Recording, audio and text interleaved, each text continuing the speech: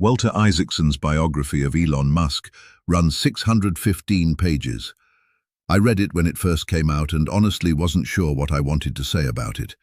There was too much noise, the politics, the controversies, the constant media circus that surrounds Elon's every move.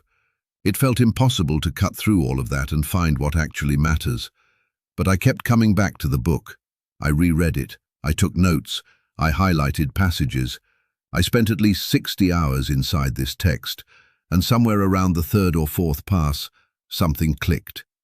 I finally understood what I wanted to tell you. Here's the thing that gets lost in all the drama. Elon Musk has developed a set of company-building principles that are timeless, repeatable, and extraordinarily powerful. These aren't random habits or lucky instincts. They are deliberate frameworks that he has applied across at least 7 companies over 3 decades in industries as different as online payments, electric cars, rocket science, brain-computer interfaces, and social media. So this is what I did. I took my 40 pages of notes and highlights and edited them down ruthlessly, just like Elon would, until all that remained was the core, the way he works, the way he thinks, the principles he returns to again and again. There's a quote, possibly apocryphal, attributed to Michelangelo. When asked how he created the statue of David, he supposedly replied, "I simply chipped away everything that was not David." That's exactly what I've done here. I chipped away everything that wasn't Elon's method. What you're going to see is remarkable. The same ideas appear in his first company in the 1990s and reappear, refined, deepened, applied to entirely new contexts, decades later. And by the time we're done, you'll have a clear, coherent picture of how one of history's most unusual entrepreneurs actually operates. Let's start at the beginning. Before Elon started his first company, Zip2, he was in college, obsessed with a classic strategy board game called Diplomacy. He spent hours immersed in it, not just for fun, but as a way to decompress, escape stress, and sharpen his strategic instincts. When someone asked him why he was so drawn to these games, he said something that would define his entire career. "I am wired for war." He has repeated that sentence across decades. It is not a metaphor, it is a self-diagnosis. Elon genuinely enjoys difficult situations. He thrives in them. Extended periods of calm make him uncomfortable. He gravitates toward conflict, urgency, and high-stakes environments, the way other people gravitate toward stability. Understanding this is essential to understanding everything else about him. When Zip2 launched, Elon and his brother slept in the office and showered at the YMCA. This was not a romantic startup cliché. It was a deliberate expression of what Elon considered the only acceptable way to build something. He called it being hardcore, and it became his favorite word, his most repeated demand, his organizing standard for every company he ever built. From the very beginning, he was contemptuous of work-life balance. He drove himself relentlessly, without vacations, without breaks. And he expected the same from everyone around him. His management style was demanding from day one. He did not soften feedback. He did not care if he intimidated people, as long as they were pushed to accomplish things they thought were impossible. He said it clearly. "It's not your job to make the people on your team love you. In fact, that's counterproductive." This is not cruelty for its own sake. There is a logic to it. When you allow performance to slide out of a desire to be liked, you put the entire mission at risk. Instead of hurting one person's feelings in the short term, you end up hurting thousands of people later when the company fails. Elon made that calculation early and never revised it. Even in those early Zip2 days, Elon understood the power of perception. When investors came to their office, the team displayed a large, empty computer rack with a small machine inside it to make visitors think they were running massive, enterprise-grade infrastructure. "It made them think we were doing hardcore stuff," Elon said. This wasn't dishonesty, it was stagecraft. He understands at a visceral level that how you present something shapes how people receive it. A dramatic demonstration, a carefully staged reveal, an event designed to make people feel something. These are not distractions from building great products.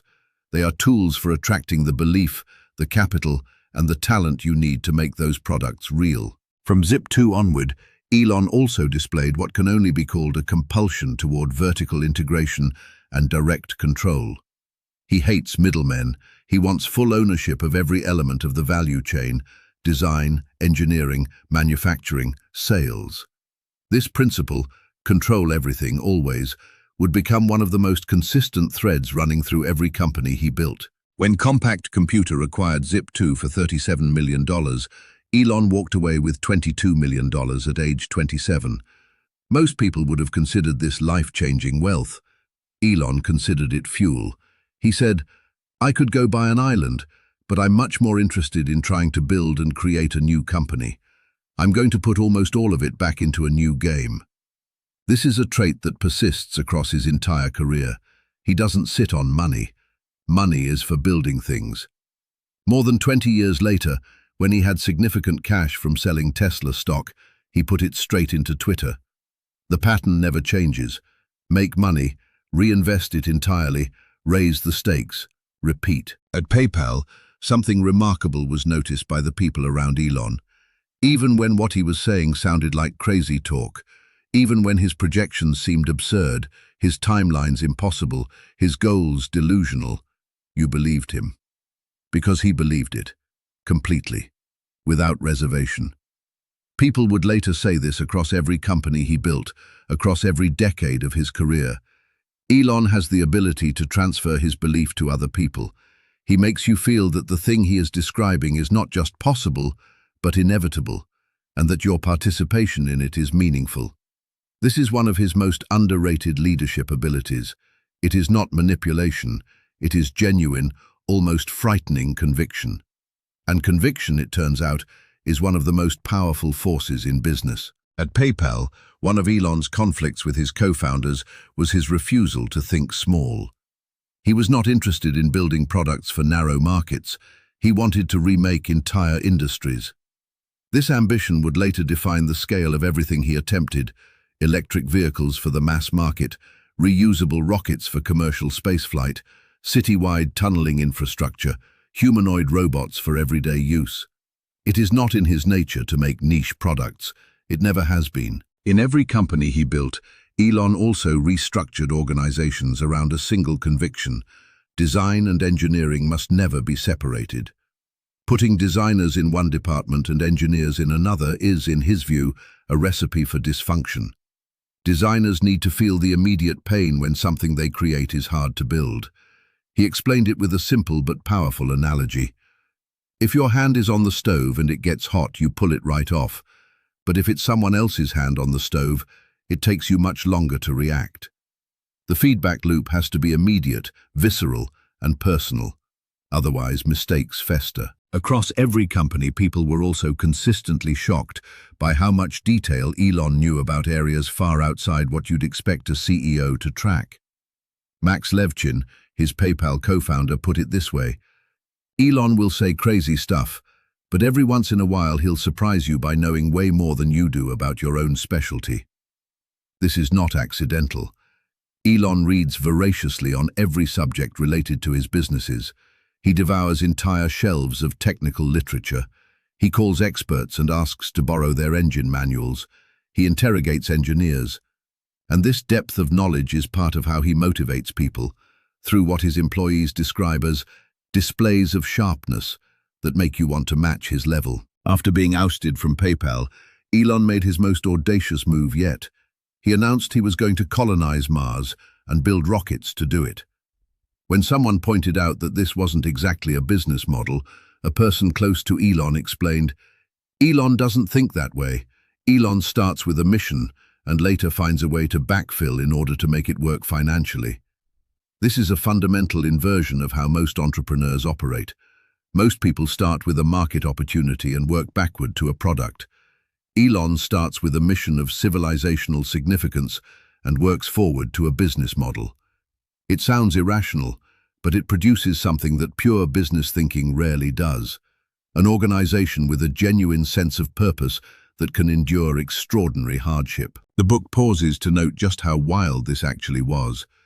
It is useful to note how wild it was for a 30-year-old entrepreneur who had been ousted from 2 tech startups to decide to build rockets that could go to Mars.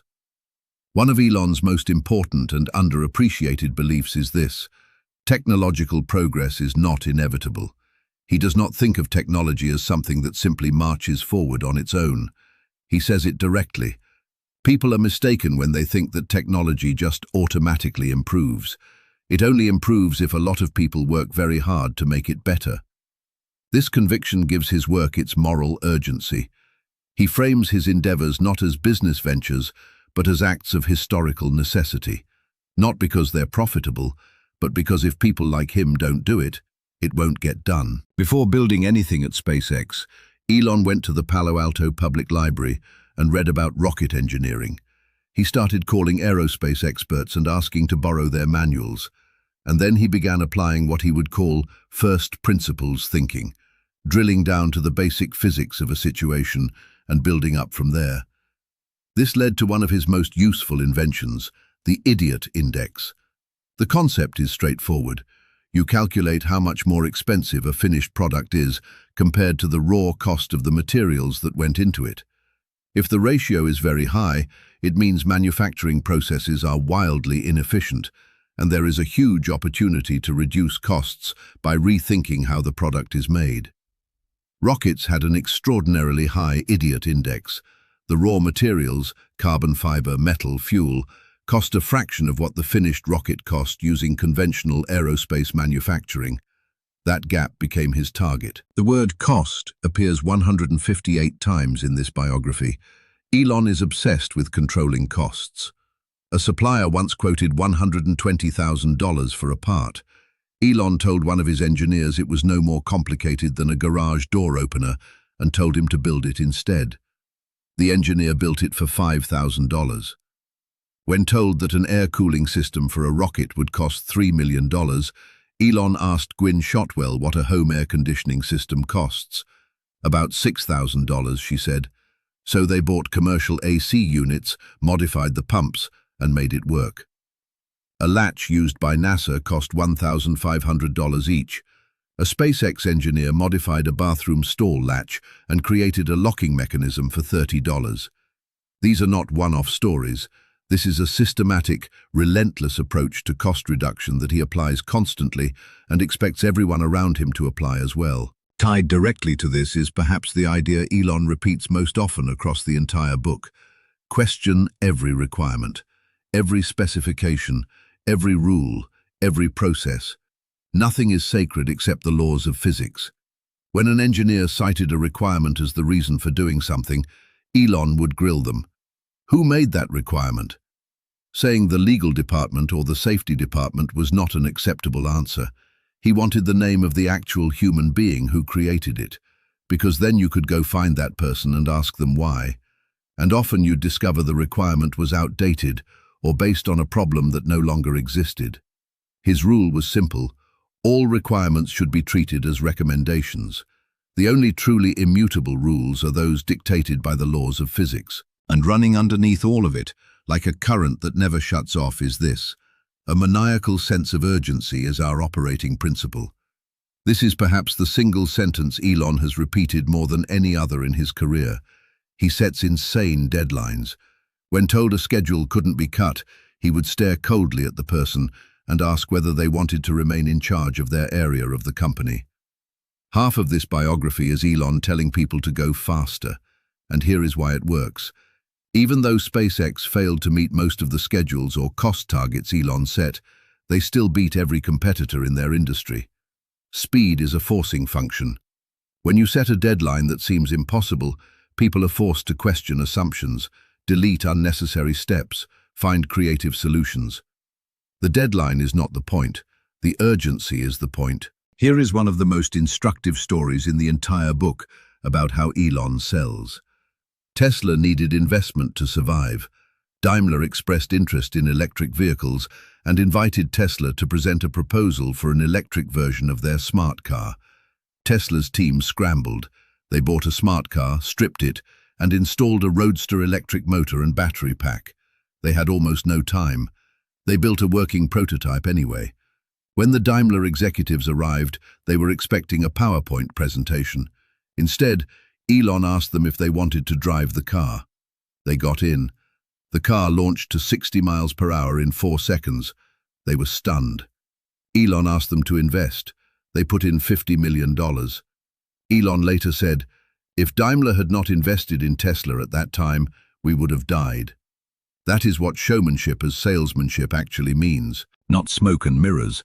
Experiences so visceral and undeniable that they bypass skepticism and convert people into believers on the spot. At Tesla, Elon made a decision that would define the company's competitive advantage. Tesla would manufacture its own key components rather than assembling a car from hundreds of parts sourced from independent suppliers. Vertical integration, complete control over costs, quality, and supply chain. He put it this way: the brain strain of designing the car is tiny compared to the brain strain of designing the factory. He spent more time walking assembly lines than he did in design studios. He placed engineers' cubicles directly on the edge of assembly lines so that whenever their design decisions caused a slowdown, they would see the flashing lights and hear the complaints immediately. The feedback had to be instant. Pain had to be personal. He also applied a lesson from the toy industry.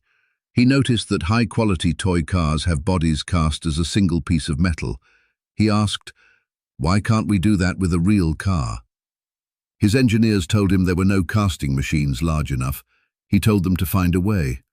5 major casting companies dismissed the idea. One said yes and built the world's largest casting machine. Tesla adopted the process. "Precision is not expensive," Elon said. "It is mostly about caring. Do you care to make it precise? Then you can make it precise." When Tesla was trying to ramp up production of the Model 3, the company was burning through cash and running out of time. Elon calculated that they needed to produce 5,000 cars per week to survive. If they hit that rate, Tesla would live. If not, it would die. He moved onto the factory floor. He lived there. He flew employees in at midnight. He held daily reviews of every bottleneck on the production line. And in the process, he crystallized something he had been developing for years, what he called the algorithm. Here it is, 5 steps. He repeated them to an annoyingly repetitive degree, and he said that was intentional.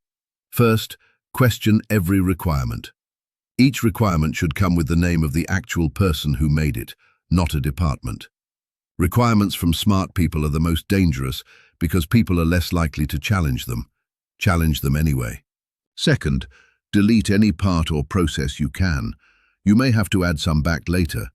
In fact, if you do not end up adding back at least 10% of what you deleted, you didn't delete enough.